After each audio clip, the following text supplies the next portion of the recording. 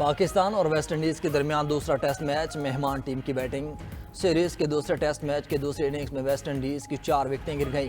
West Indies को पाकिस्तान पर 134 से ज़ायद रन की बरतरी हासिल। मेहमान टीम पहली इनिंग में 163 रन पर आउट हुई। कौमी टीम की पहली इनिंग भी मायूस कुन रही। पूरी टीम सिर्फ 154 रन ही बना सकी थी।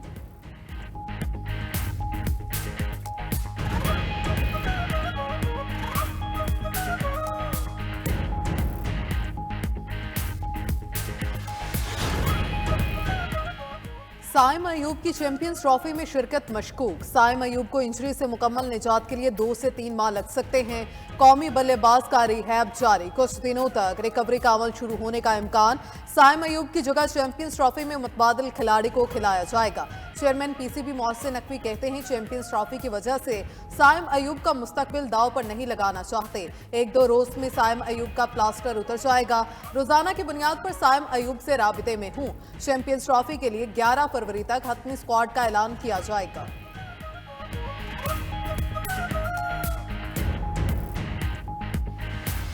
कराची में 21 किलोमीटर तवील मैराथन रेस, शहरियों की बड़ी तादाद में शिरकत। रेस गवर्नर हाउस से शुरू होकर गवर्नर हाउस पर ही इख्तिताम पजीर हुई। खवातीन की दौड़ में पहली पोजीशन नताशा ने हासिल की। 21 किलोमीटर मैराथन में दूसरी पोजीशन सहरिश के नाम कोकब का तीसरा नंबर रहा। मर्दों की हाफ मैराथन में पहली पोजीशन कासिम, दूसरी फैसल और तीसरी पोजीशन सज्जाद ने हासिल की। गवर्नर सिंध कामरान खान टेसोरी का आइंदा तमाम इवेंट गवर्नर हाउस के तहत कराने का ऐलान। दूसरी जानिब वफाकी दारुल हुकूमत इस्लामाबाद में भी मैराथन रेस। 5वीं मैराथन में मुल्की और गैर मुल्की शहरियों ने हिस्सा लिया। मैराथन में 5 और 10 किलोमीटर के फुल और हाफ मैराथन कैटेगरी मुकाबले हुए।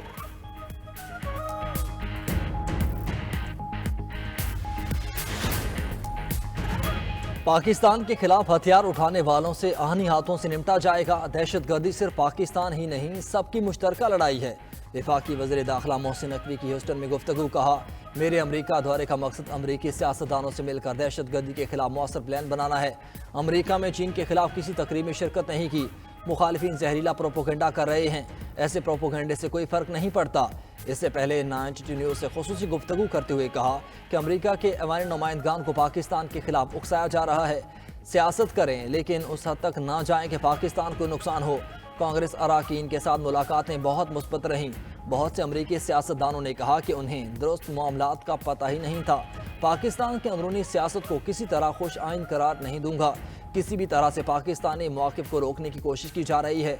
अमरीकी कांग्रेस अरकान से दरख्वास्तें की जा रही हैं कि ट्वीट कर दें।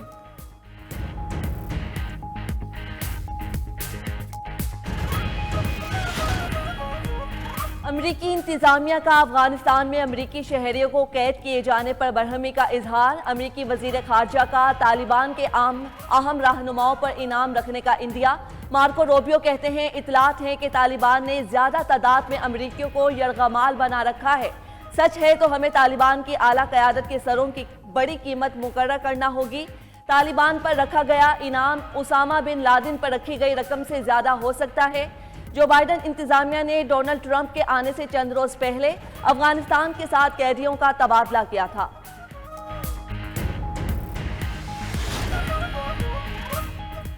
सुप्रीम कोर्ट के एडिशनल रजिस्ट्रार के खिलाफ तौहीन अदालत केस का फैसला कल सुनाया जाएगा। 2 रुकनी बेंच महफूज शुदा फैसला सुनाएगा। जस्टिस मंसूर अली शाह और जस्टिस अकील अब्बासी पर मुश्तमिल बेंच ने फैसला महफूज किया था।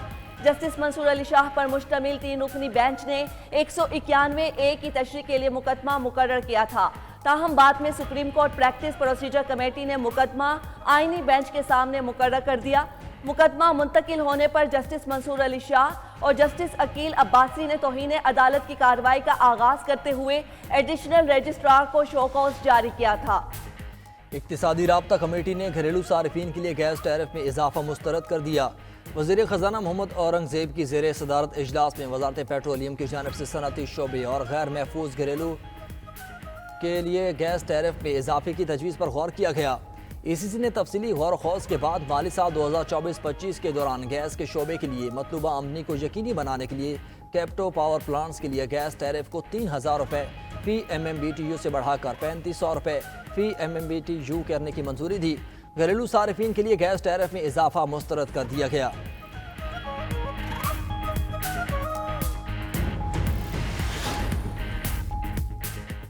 वज़ीर आला पंजाब मरियम नवाज का अपनी छत अपना घर प्रोग्राम तारीखी कामयाबी से हमकनार। सूबा भर में 9,000 से जायद अफराद को 8.5 अरब रुपए से जायद बिलासूद कर्ज जारी। मुख्तसर तरीन मुद्दत में अपनी छत अपना घर के पोर्टल पर 4 लाख से जायद दरखास्तें जमा। मरियम नवाज कहती हैं रियासत माँ के जैसी है और माँ को बेघर बच्चों का ज्यादा एहसास होता है। अपनी छत अपना घर पाकिस्तान का सबसे बेहतरीन हाउसिंग प्रोजेक्ट साबित होगा। चाहती हूँ पंजाब में सबके पास अपनी छत का सुख हो। अपनी छत अपना घर में सिफारिश नहीं, मेरिट पर कर्ज मिलेगा। पीटीआई और हुकूमती मुज़ाकरात ठंडे पड़ गए। सेक्रेटरी जनरल पीटीआई सलमान अकरम राजा ने भी बानी पीटीआई की ख्वाहिश बता दी।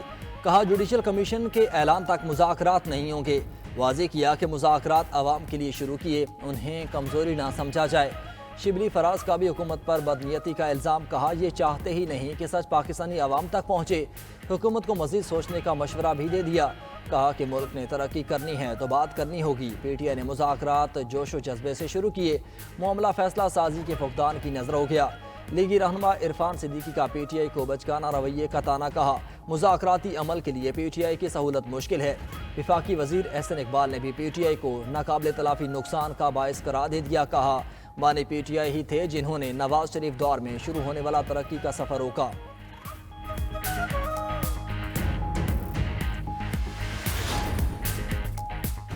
बानी पीटीआई ने अली अमीन गंडापुर की जगह जुनैद अकबर को खैबर पख्तूनख्वा में पार्टी सदारत सौंप दी। अली अमीन गंडापुर को सूबे में दहशतगर्दी, गवर्नेंस और करप्शन के सदेबाब पर तवज्जो मरकूज करने की हिदायत। सलमान अकरम राजा को जुनैद अकबर की तकर्रुरी का नोटिफिकेशन जारी करने का हुक्म। पंजाब में पार्टी की तश्कील नू के लिए मुशावरत की भी हिदायत।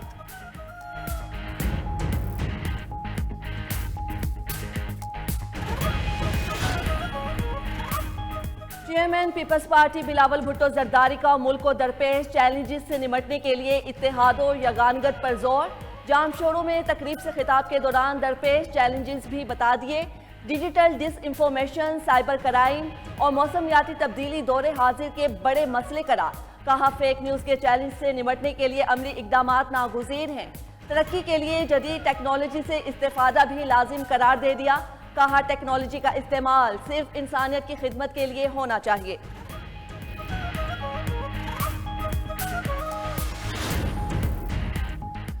अरकान पार्लियामेंट पर मराद की बरसात। फाइनेंस कमेटी ने अरकान की तनख्वाहें और मराद विफाकी सेक्रेटरीज के बराबर करने की मंजूरी दे दी। MNA और सेनेटर की तनख्वाह और मराद 5,19,000 मुकर्रर। सिफारिशात वज़ीर आज़म शहबाज शरीफ को इरसाल। कटौतियों के बाद विफाकी सेक्रेटरी की तनख्वाह और अलाउंसेस 5,19,000 माहाना। अरकान पार्लियामेंट ने तनख्वाह 10 लाख रुपए माहाना का मुतालबा किया था।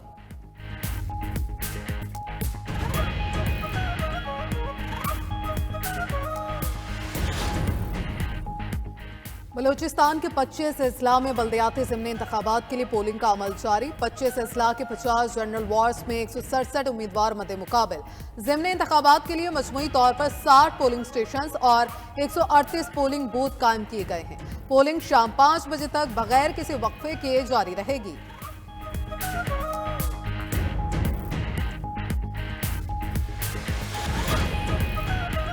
मुल्क के बालाई इलाकों में सर्दी की शिद्दत में कमी न आई। आसमान से गिरते सफ़ेद गालों से पहाड़ों पर हर तरफ सफ़ेदी छा गई।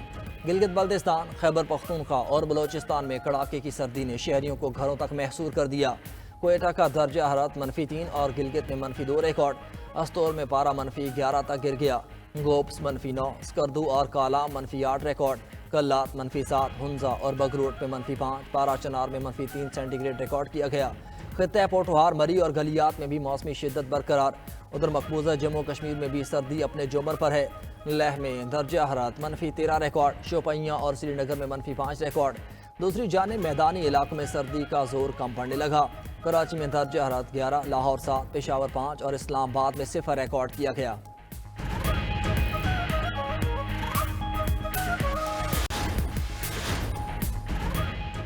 पीट हेग्सेट ने अमरीकी वजीर दिफा के ओहदे का हल्फ उठा लिया।